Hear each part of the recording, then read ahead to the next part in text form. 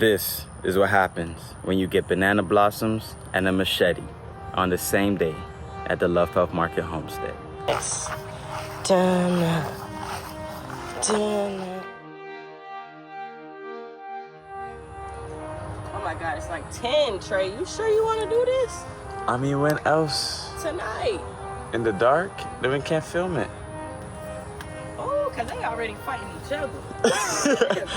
It's a prison damn camp. I don't think it's a good way out. So what? I cut it from right here? Yep. Okay. Just make it a one slicer, Daddy. Make it a one slicer. You got this. They already flying past me.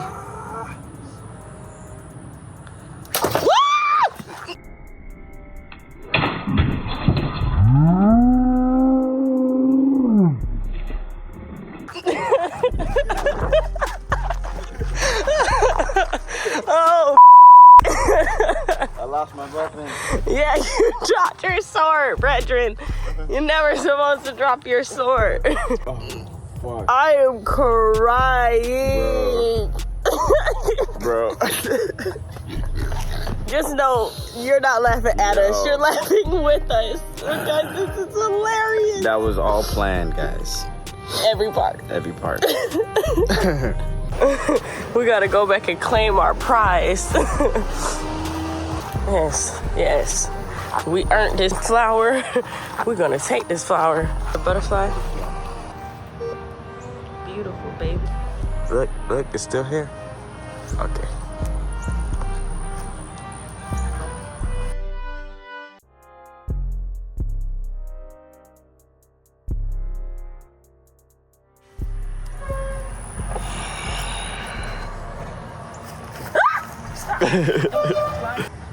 Okay, so now I'm gonna teach you all how to make vegan fish using this banana blossom.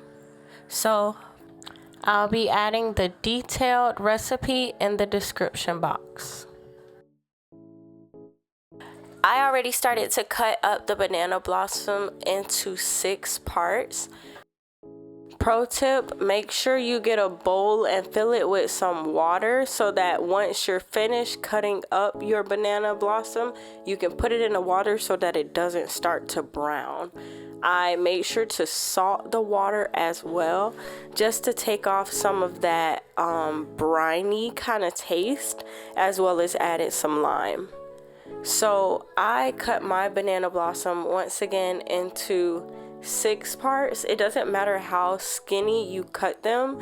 I found the skinnier the pieces, the better the outcome. So make sure you get your water nice and lemony, limey, or salty just to cut that brine. The outside of the banana blossom is very tough. You can use this for various things. Some people said that you can use the outside layers, like the red part, as a cabbage substitute. And some people use the little spindles that you see me taking off as like a shrimp substitute. So the world is yours. Just make sure that you're using the entire flower because it has so much nutrients. So yeah, you see me here cutting the banana blossom. These are the layers.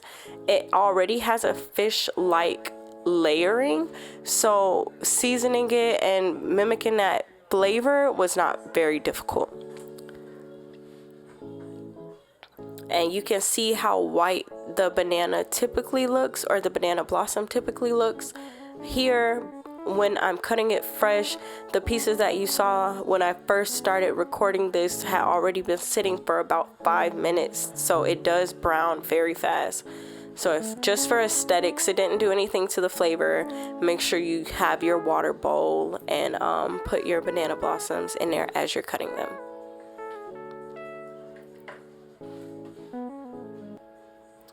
And those are the spindles that I was talking about. So another thing that I found out from doing this is that that top part, the husky part that you see where the blossom actually connects to the stem of the flower, is pretty tough. If you cut too far down, it makes the whole blossom unravel, which is why you see that I left it on mine. But just note when you're eating to not go that high up, because it does get a little husky up there, like woody. So it's also a good thing to know to harvest these while they're still immature, because the more mature they get, the more woody they get as well.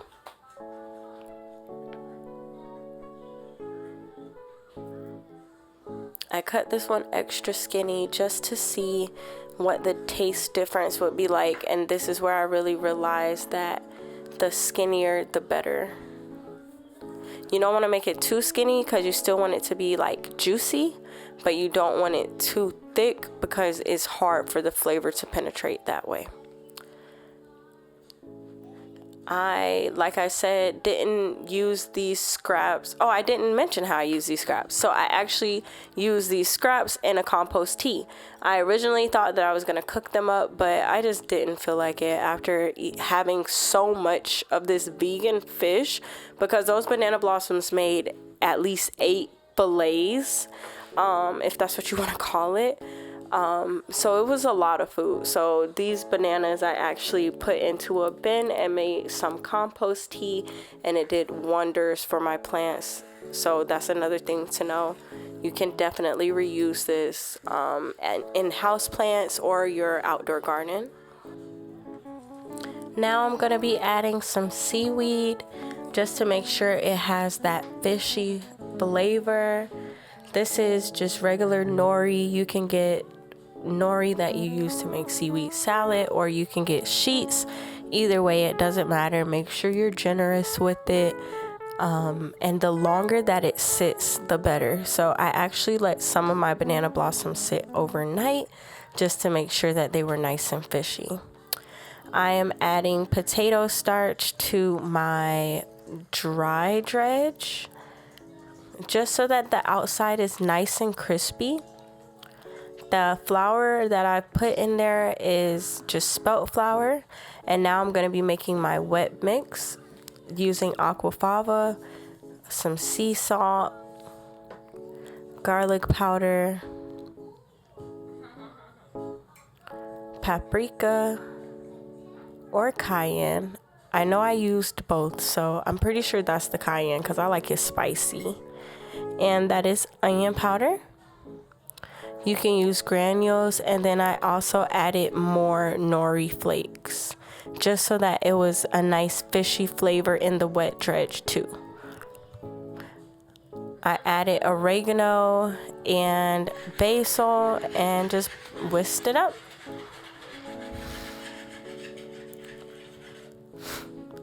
Now that is more potato starch and 1/4 cup of flour. And you can use any type of starch, whether you have tapioca starch or corn starch. I just so happen to have potato starch, so that's what I used. And making sure that you add the starch is essential because that's what really gives it that tempura kind of flaky texture. I felt like it was too wet, so I added another 1/4 cup. So now I added 1/2 cup of flour to, I would say, about 1.5 cups of aquafava, which you can use water or milk. I just wanted to use aquafava. So now I'm dipping the blossom in the wet dredge, making sure that I coat it very good, getting in all those creases, and then putting it in the dry dredge. Now these are huge, like I said. So make sure you're taking your time and that you have enough flour to coat these.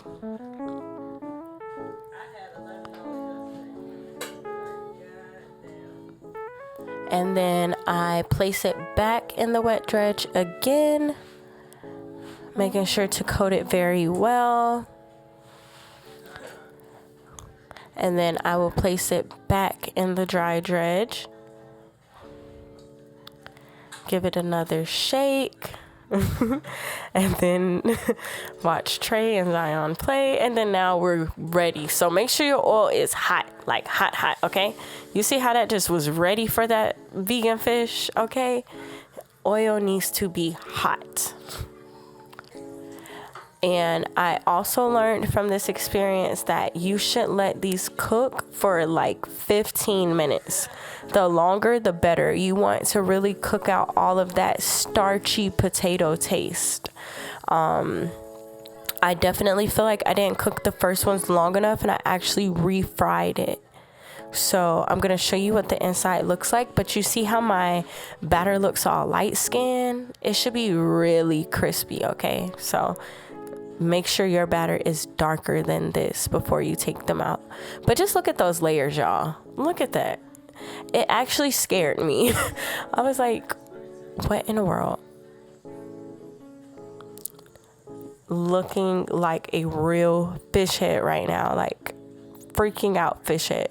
So this top part is what I was saying that is more starchy, and that is the skin of it. The skin actually did taste like fish skin, so that was really cool. But just once you start getting to the top, you can already tell like it's really woody. So harvest the mature and enjoy. We sure did. I can't believe this is a banana blossom. Right? That I almost died for.